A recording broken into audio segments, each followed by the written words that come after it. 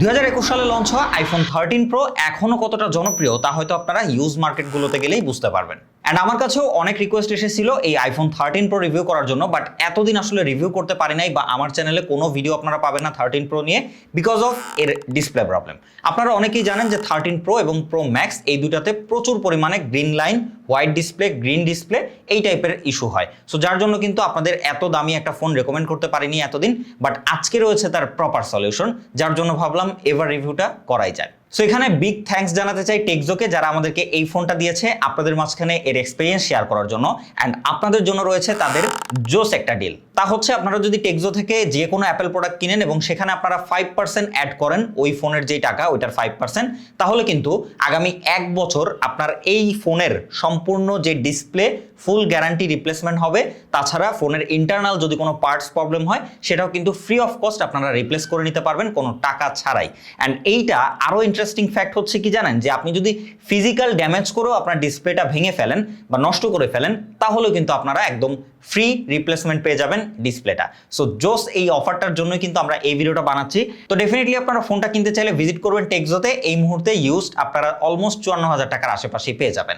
So বেশি কথা বলবো না, চলুন আজকের ভিডিওতে শুরু করা যাক এই জাতীয় ফোনের কি অবস্থা 2026 সালে এসে। ফার্স্ট অফ অল ডিজাইন নিয়ে কথা বললে এই 13 প্রোই আমার কাছে সব থেকে কম দামি মডেল মনে হয়, যেটা আপনি কিনলে একদম প্রপার একটা প্রো আইফোনের ফিল পাবেন। কারণ এর যে ডিজাইন এবং যে লুক সেটা এখনো লেটেস্ট আইফোনগুলোর সাথে কিন্তু টোটালি ম্যাচ করে। সো যার জন্য এটাকে কোনোভাবেই পুরাতন বলার কোনো অপশন নাই। তবে হ্যান্ড ফিলিংটা যথেষ্ট হার্শ, কভার ইউজ না করলে এটা বেশ হাতে লাগে লং টাইম ব্যবহার করতে গেলে।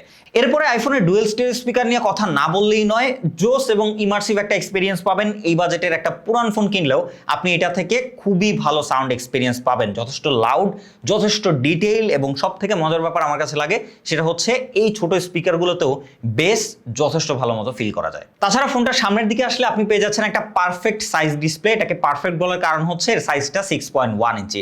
অ্যান্ড এইটা আমার কাছে খুবই হ্যান্ডি এবং পারফেক্ট লাগে।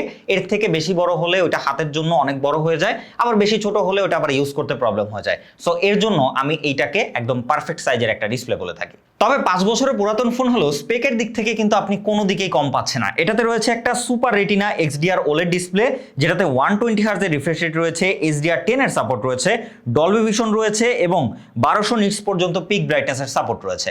ব্রাইটনেসটা শুনে একটু কম মনে হলো, এটা আপনি ইনডোর আউটডোর সব জায়গাতেই ব্যবহার করতে পারবেন। একদম ব্রাইট ডিসপ্লে, কোথাও আপনার কন্টেন্ট ভিজিবিলিটি নিয়ে কোনো ইস্যুতে পড়তে হবে না। এবং HDR ডিসপ্লে হয়, HDR কন্টেন্টগুলো অ্যামেজিং একটা এক্সপিরিয়েন্স পাওয়া যায়।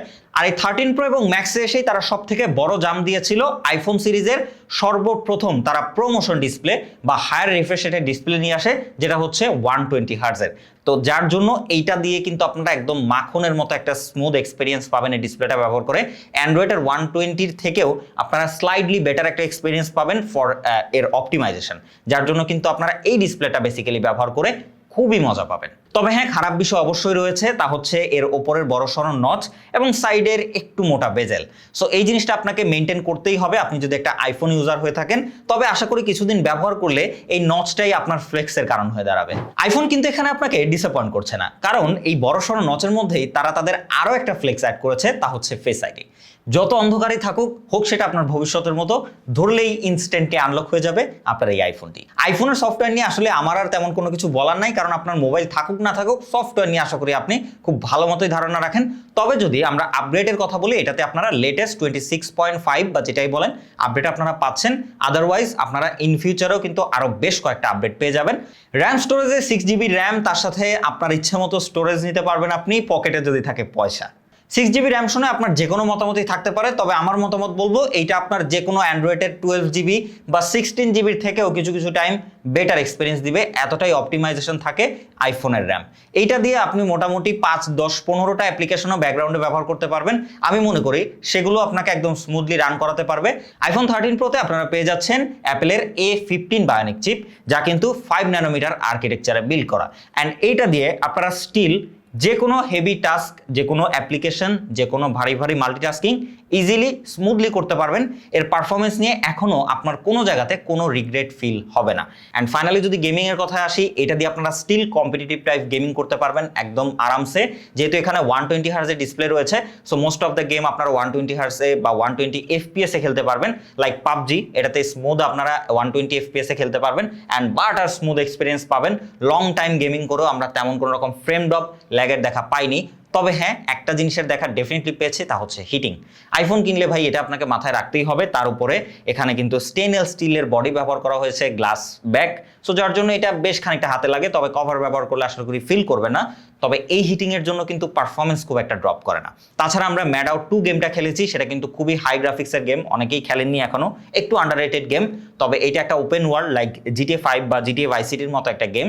তো আমরা এটা খুবই স্মুথলি প্লে করেছি অ্যান্ড সেখানে আমরা 55 to 60 FPS পাচ্ছিলাম, মোটামুটি 90% গ্রাফিক্স দেওয়ার পরও। ফাইনালি আইফোনের মোস্ট ডিমান্ডেবল এবং হাইলাইট পার্ট, এর পেছনে থাকা এই ফুটাগুলো, এবং এটার পিছনে যেহেতু 3টা ফুটা রয়েছে, সো ফ্লেক্স কিন্তু একদম ভরপুর। তাছাড়া এর প্রত্যেকটা ফুটায় রয়েছে 12 মেগাপিক্সেল করে সেন্সর, যেখানে রয়েছে 12 মেগাপিক্সেলের মেইন সেন্সর, 12 মেগাপিক্সেলের একটা 3x optical telephoto lens and 12 মেগাপিক্সেলের একটা আলট্রা ওয়াইড লেন্স। অ্যান্ড এর ফ্রন্টেও কিন্তু আপনারা পেয়ে যাচ্ছেন সেম 12 মেগাপিক্সেলের একটা ফ্রন্ট ক্যামেরা, এবং সাপোর্ট রয়েছে HDR, 10 বিট কালার এবং প্রোরেজের। শুরুতে পিকচারের কথা বললে স্টিল খুবই ডিটেইল এবং খুবই শার্প পিকচার আউটপুট দিতে পারে ডে লাইটে যদি আপনারা এই ফোনটা দিয়ে ছবি তোলেন। তাছাড়া আইফোনের খুবই আইক্যাচি যে জিনিসটা, তা হচ্ছে ডাইনামিক রেঞ্জ ম্যানেজ করতে পারে খুবই জোস। আপনারা একদম দুপুরের কড়া ঝলসানো রোদেও যদি এটা দিয়ে ছবি তোলেন, তারপরেও দেখবেন আকাশের মেঘ এবং শ্যাডো এরিয়াগুলোর ছায়া সেখানে কিন্তু খুব ভালো মতোই লাইট আপ করতে পারে। সো এই দুইটার ব্যালেন্স আইফোনে বরাবরই কিন্তু জোস লেভেলের ছিল। And still surprising colour accuracy for all the lens. আপনারা প্রত্যেকটা লেন্স দিয়ে একদম কনসিস্টেন্সি সিমিলার কালার এক্সপিরিয়েন্স পাবেন, কোনো রকম কালার শিফট করে না। তবে হ্যাঁ, আইফোনের একটু ওয়ার্ম টোনের কালার, এটা কিন্তু আবার চোখে লাগে সবারই, এটা ভালো লাগে আমি জানি। অবশ্যই 12 মেগাপিক্সেলের সেলফি ক্যামেরাতে আপনারা সিমিলার এক্সপিরিয়েন্স পাবেন, খুবই ভালো ডিটেল এবং কালার অ্যাকুরেসি যথেষ্ট ভালো। কোনো রকম এক্সট্রা বিউটি হোয়াইট এগুলো কিচ্ছু নাই, একদম অ্যাজ ইট ইজ ফেস রাখা ট্রাই করে এবং যথেষ্ট শার্প এবং ডিটেল পিকচার আউটপুট দিতে পারে। অ্যান্ড ভিডিও কলের ক্ষেত্রেও এটা দারুণভাবে কাজ করে। অ্যান্ড এবার কথা বলবো আপনাদের সেই প্রশ্নের উত্তর নিয়ে, যেটা আপনারা সব থেকে বেশি করেন, যে ভাই আপনার হাতের আইফোনে কতটুকু জুম করে পোর্ট্রেট তোলা যায়। অ্যান্ড এইটা হচ্ছে আইফোন 13 প্রো, যেটাতে রয়েছে একটা টেলিফটো লেন্স, যার জন্য আপনারা 1x এবং 3x দুইটা ডিফারেন্ট ফোকাল লেন্থে পোর্ট্রেট তুলতে পারবেন। 1x তো ওকে, বাট 3x ওয়াও। প্রত্যেকটা ছবি আপনারা দেখতে পারবেন যে খুবই ডিটেল এবং শার্প ছবি আসে এবং কালার অ্যাকুরেসিও খুবই ভালো। আইফোনের প্রত্যেকটা সেগমেন্টেই কালার খুবই ভালো কনস্ট্যান্ট। তাছাড়া এটাতে একটু ওয়ার্ম টোনের ছবি আউটপুট দেয়, যেটা দেখতে কিন্তু ডেফিনেটলি খুবই ভালো লাগে। এছাড়া এস ডিরেকশন এবং ব্যাকগ্রাউন্ড ব্লার দুইটাই কিন্তু খুবই ভালো মতো করতে পারে, যার জন্য আইফোনের যে পোর্ট্রেট সেগুলো খুবই রিয়েলিস্টিক লাগে এবং একদম social media ready to upload. মানে আপনার তেমন কোনো কিছু করতে হবে না, আপনি তুলেই আপলোড করতে পারবেন, ছবিগুলো দেখে আপনারা বুঝতে পারছেন। তো 3x পোর্ট্রেটটা আশা করি সবারই খুবই ভালো লাগবে। 1xটা মোটামুটি রেগুলার, তবে 3xটা একটু এক্সেপশনাল, সো যার জন্য আশা করি সবাই এই ফোনটা কিনলে 3x পোর্ট্রেটটাই বেশি তোলা ট্রাই করবেন। ভিডিও সেগমেন্টে আসলে আপনারা প্রত্যেকটা লেন্স দিয়ে 4K 60 FPS এর ভিডিও করতে পারবেন, হোক সেটা পেছনের ক্যামেরাগুলো, হোক সেটা সামনের ক্যামেরা। এবং ভিডিও কোয়ালিটি নিয়ে আর নতুন করে কিছু বলার নাই, খুবই স্টেবল, খুবই ডিটেল, শার্প এবং খুবই ভালো ডাইনামিক রেঞ্জ ম্যানেজ করতে পারে এবং এক্সপোজার ব্যালেন্সও কিন্তু দারুণভাবে রাখে, একদম স্টক করে কোনো এক্সপোজার শিফট করে না। এইটা বিশেষ করে আমার আইফোনের খুবই ভালো লাগে, যার জন্য আপনারা আউটডোর ইনডোর যে কোনো জায়গাতেই আইফোন দিয়ে খুবই ভালো ভিডিও করতে পারবেন এবং যথেষ্ট স্টেবল। যদি হেঁটে চলে ভিডিও করেন বা এটা দিয়ে ভ্লগ করেন, সব জায়গাতেই আপনারা দারুণ একটা এক্সপিরিয়েন্স পাবেন ভিডিওর ক্ষেত্রে। সবশেষে বলতে কষ্ট হচ্ছে, এই ফোনের একটা ডিসঅ্যাপয়েন্টের দিক রয়েছে, যেহেতু এত পুরাতন একটা ফোন, তা হচ্ছে এর ব্যাটারি সেগমেন্ট। ফোনটাতে রয়েছে মাত্র 3095 মিলিঅ্যাম্পিয়ারের ব্যাটারি, যা মোটামুটি হেভি ইউজ করলে আপনাকে 5 ঘন্টা সামথিং ব্যাটারি ব্যাকআপ দিতে পারে, যদি তার ব্যাটারি হেলথ ভালো থাকে এবং ফোনটা জেনুইন হয়ে থাকে। তো সেদিক থেকে এই মুহূর্তে এসে আমরা কিন্তু অনেক কম দামি 15-16 হাজার টাকার ফোনেও দেখতে পাই যে 5 থেকে 6000 7000 মিলিঅ্যাম্পিয়ারের ব্যাটারি দিচ্ছে। তো ওই দিক থেকে চিন্তা করলে ব্যাটারির দিক থেকে এটা অনেকটাই পিছিয়ে। অ্যান্ড আশা করি আইফোন যারা কেনার চিন্তা ভাবনা করেন, তারা ব্যাটারি নিয়ে এতটা চিন্তা করেন না, সাথে একটা পাওয়ার ব্যাংক রাখেন। অ্যান্ড ফাইনালি কনক্লুশন পার্ট নিয়ে কথা বলি, যদিও আইফোন যারা কেনার মাইন্ডসেট করেন, তারা ছোট ছোট কমতির দিকগুলো আসলে তেমন একটা মাথায় নেন না। তারপরেও বলে দিচ্ছি যে 13 প্রো কে না কিনতে বলার আসলে তেমন কোনোই কারণ নাই। It's completely a good package আমি মনে করি 55,000 টাকা বাজেট সেগমেন্টে। অ্যান্ড কমতির দিকটা যেটা মাথায় রাখতে হবে আপনাকে কিনতে গেলে, প্রথমত ব্যাটারি ব্যাকআপটা একটু কম পাবেন, দ্বিতীয়তে একটু হিট হয় ভালো, তাছাড়া এর নচ বেজেল, যেটা আশা করি কয়েকদিন ব্যবহার করতে গেলে আপনি অ্যাডজাস্ট হয়ে যাবেন। আদারওয়াইজ আমি মনে করি 13 প্রো বেস্ট ডিল এই বাজেটের মধ্যে বা এই বাজেটের আপনি যদি একটা আইফোন কিনতে চান। সো কিনতে চাইলে ভিজিট করুন আপনার টেকজোতে এবং ভিডিওটা ভালো লাগলে সাবস্ক্রাইব করুন টেক শিবলিকে। দেখা হবে নেক্সট কোনো ভিডিওতে, সে পর্যন্ত খোদা হাফেজ।